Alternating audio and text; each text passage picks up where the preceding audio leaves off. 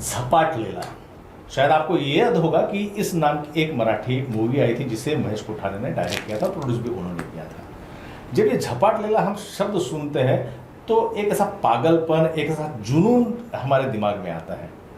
अब ये जुनून हर लोगों का अपने अपना अलग प्रकार का होता है, लेकिन कुछ लोगों का जुनून इस कदर होता है कि वो अपने बारे में नहीं सोचते, वो सोचते समाज के बारे में, वो सोचते लोगों की सुरक्षा के बारे में, और इतना ज़्यादा सोचते हैं कि फिर वो अपने बारे में सोचना ही छोड़ देते हैं। तो ऐसा ही एक अवलिया आदमी आज हमारे स्टूडियो में। मैं स्वागत करता हूँ राजेश वाघ जी का। सर नमस्कार, स्वागत है। आपके बारे में शब्द नहीं है हमारे पास में। मैं बता दूं, राजेश वाघ जो है वो रोडमार्क फाउंडेशन के प्रणेता हैं।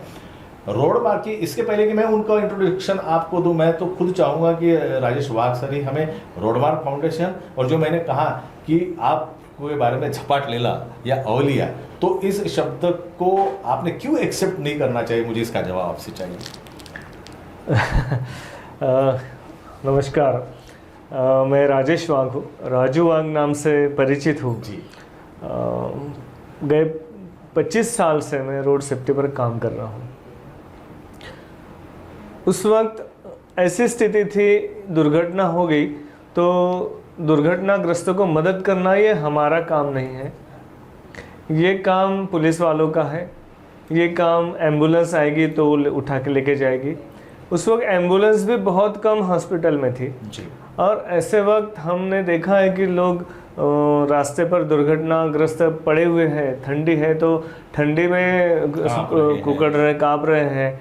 गर्मी है तो नीचे से डांबर का उसको गर्मी लग रही है, ऊपर से धूप है। और बारिश है तो चिखल में पड़े हुए हैं, ऊपर से बारिश आ रही है। तो कहीं ना कहीं यहाँ पे दुरुस्ती करनी चाहिए थी। ऐसे लोग सामने आना चाहिए थे जो दुर्घटनाग्रस्तों को मदद करें, मानवीय दृष्टिकोण रखकर मदद करें। हम जिसको भाईचारा बोलते हैं, उस भाईचारा वहाँ पे देखा है कि दुर्घटनाग्रस्त कोई भी हो, कोई भी राज्य का हो, कोई भी ज़िले का हो, कोई भी शहर का हो, वो हमारा देशभक्त भाई है, हमारा भाई है। तो भाई को मदद करना, जो भाईचारा ये विषय उसमें आएगा और वो उसी वक्त वो उसका भाईचारा जो बात हम बोलते हैं वो निभाया जाएगा। तो ये काम शुरू करते करते मुझे ऐसा लगा कि इसको बड़े स्केल पर लेना चाहिए, मगर लोग डरते थे। तो इसलिए मैंने तय किया कि इसके ऊपर हमने काम करना चाहिए। ये ऐसा काम है, इसको सामाजिक मान्यता नहीं है। ये ऐसा काम है जिसको करते वक्त लोग पुलिस पीछे लगेगी या कोर्ट का कुछ ससे मेरा पीछे लगेगा, इसलिए काम मदद नहीं करेंगे। कोई सोचता था क्यों करूं, ये पहला भाग मैं हाँ ये मेरा काम है नहीं, मुझे ऑफिस जाना है, मैं ये काम करूँगा तो मेरे कपड़े खून से खराब हो जाएंगे। तो हर कोई सामने आने के लिए मना करता था। इसलिए मैंने मेरे 4 दोस्त को साथ में लिया और इसके ऊपर अभ्यास करना शुरू किया। तो पता चला कि सड़क दुर्घटना जो होती है सड़क पर होती है जी।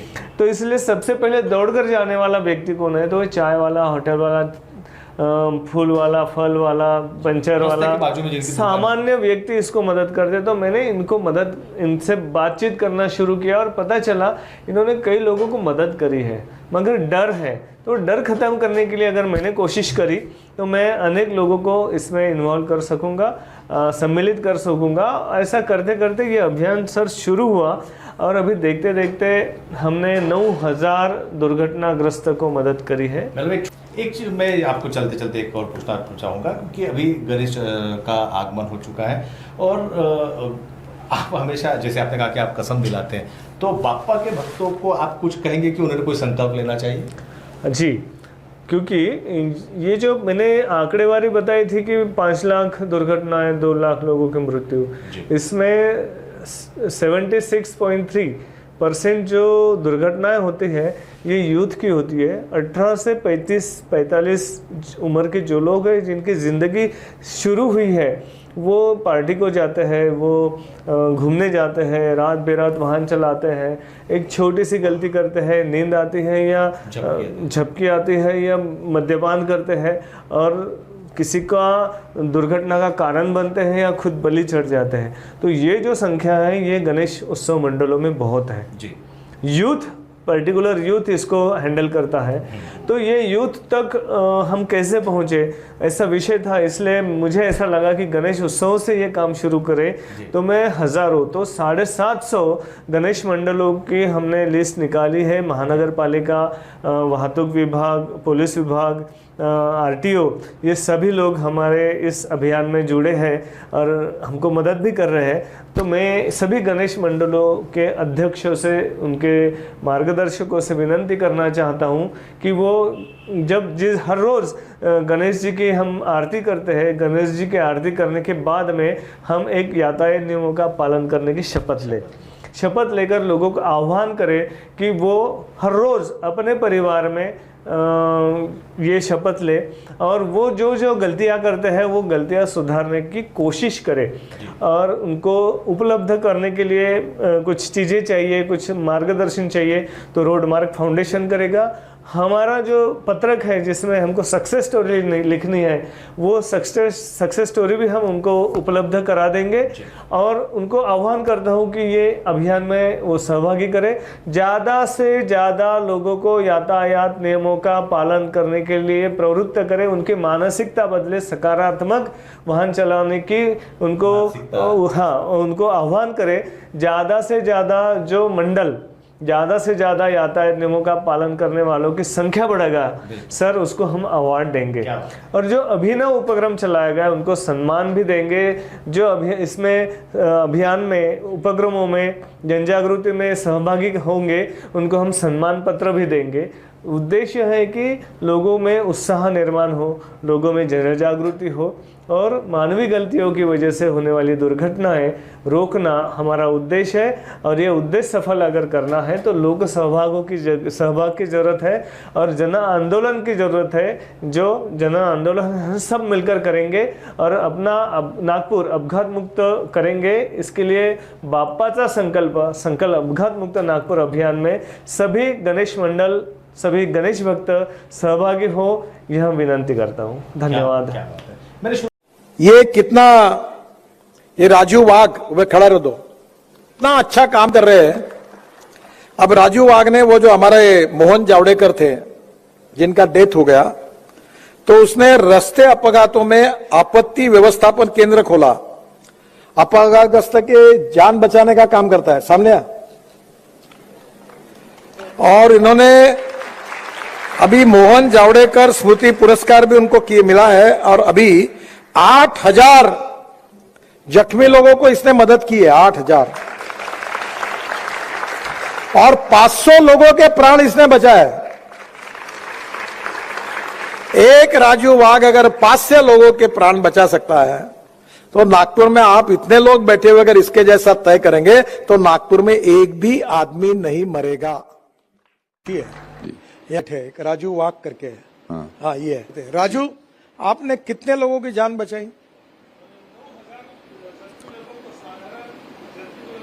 9000 लोगों को आप हॉस्पिटल लेके गए हैं। हाँ। वाह। और ये मैं इसको 30 साल से जानता हूं।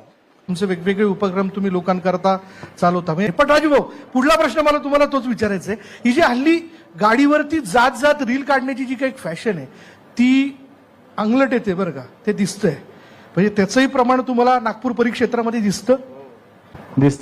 जिथे कॉलेज परिसर आहे त्या भागात जास्त हा प्रकार चालतो। त्याच्यासाठी मला असं वाटतं की एक फॉर्म्युला तयार केला पाहिजे। काय फॉर्म्युला? वाहतूक नियम पाळणारा, वाहतूक नियम न पाळणारा, बरं, त्याचे पर्सेंटेज तयार केले पाहिजे की किती लोक वाहतूक, म्हणजे जो नियम तोडतो ते समजा आणि केव्हा अपघात होतो ते 85% आहे म्हणतात, मग उरलेले 15% हे वाहतूक नियम पाळतात। पण यांची कुठे सहनिशा झाली आहे की हे 15% कोण आहे? नाही।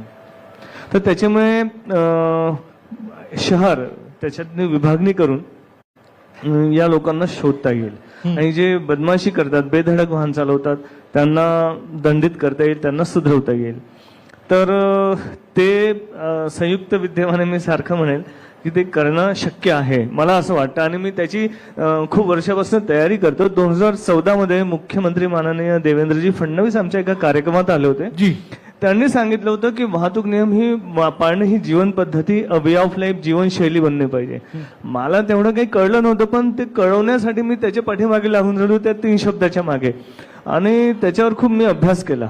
आता मला असं वाटतं की मी त्याच्यावर जेवढं रिसर्च केलेलं आहे, तर त्याच्यानुसार मी माझा एक फॉर्म्युला तयार केलेला आहे की बाबा ह्या पद्धतीने रस्ते अपघात कमी होऊ शकतात, वाहतूक नियम पाळणाऱ्यांची संख्या वाढू शकते.